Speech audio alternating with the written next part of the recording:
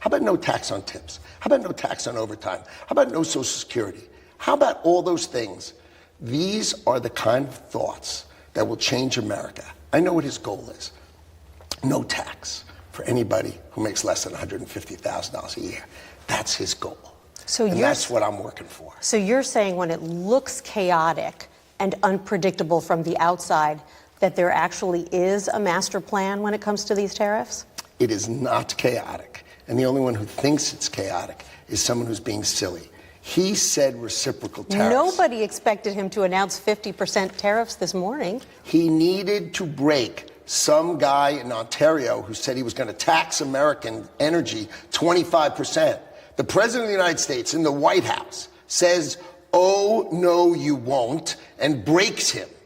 Breaks him in what? By a tweet and a truth. And you think that's chaotic? You know what I think that is? I think that is the thank God we have a president who's taking care of us. Because if you were in one of those states and you thought your energy prices were going to go up 25%, and you said, "Where's the president?" and all of a sudden he came down like thunder to make that end, you'd say, cool. I'm glad that's the guy in the White House. And that's what we've got. The president does seem like he's preparing the nation for some short-term pain. He calls it a disturbance.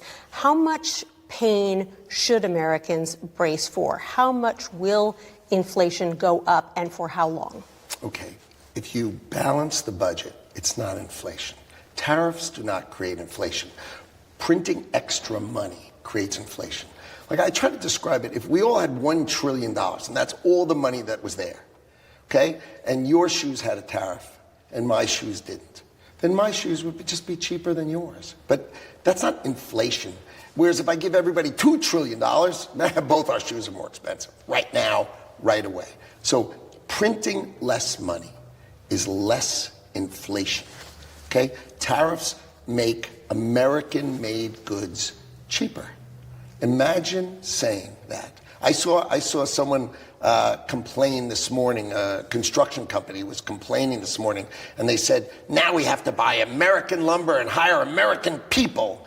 And he was complaining, and I thought, now that's humor. Sure, you can't find in the world something cheaper, but you might have to hire an American.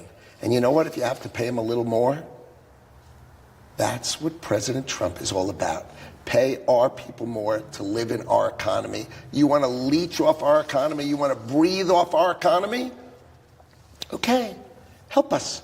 Build here, hire Americans, and if you got to pay them a little more, we're Americans. We deserve it. When President Trump was running, he said multiple times he was going to bring down inflation on day one. Was that hyperbole? It's not.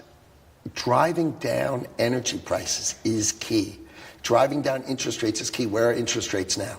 Lower. Where are egg prices? Lower. He's going to drive down energy. He needs to drive down interest rates. Those are the key drivers, right? Food, we're going to bring it down. The way we're going to bring down food in the big picture is there are so many countries who block our farmers, our ranchers, and our fishermen. They just block us. If we unblock it, and they can produce more volume, they produce it at a lower price. If you're worried about the deficit and the debt, why extend the Trump tax cuts? That's trillions of dollars right there. Taxing Americans. Putting a $4 trillion tax hike on Americans is like, what's the term? The opposite of Donald Trump. He wants to bring down the Internal Revenue Service, and those Democrats who say, oh, let's raise taxes on all Americans. That's the more taxes from the Internal Revenue Service. Listen to Donald Trump. He said, I created the External Revenue Service to have other people pay, not Americans. It's time for Americans to realize that everyone else is living off of us.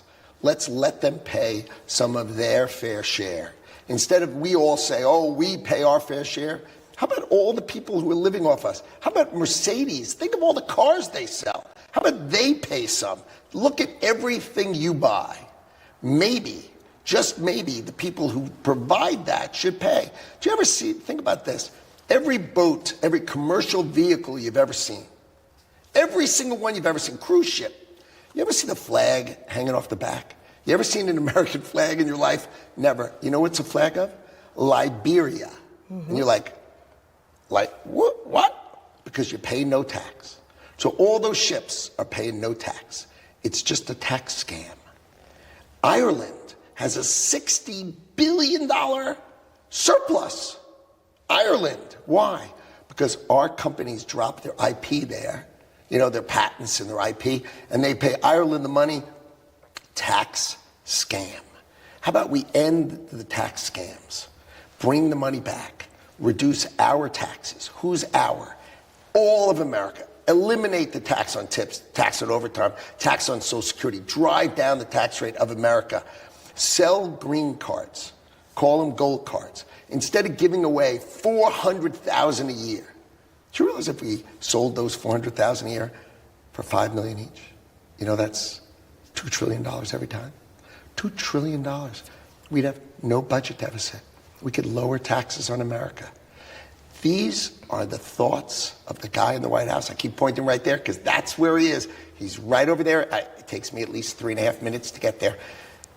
It's amazing the opportunity of America, the greatness of America, with someone like Donald Trump in the White House. Secretary Lutnick, thank you so much for talking with me. I really appreciate it. Thanks for coming over. Thanks.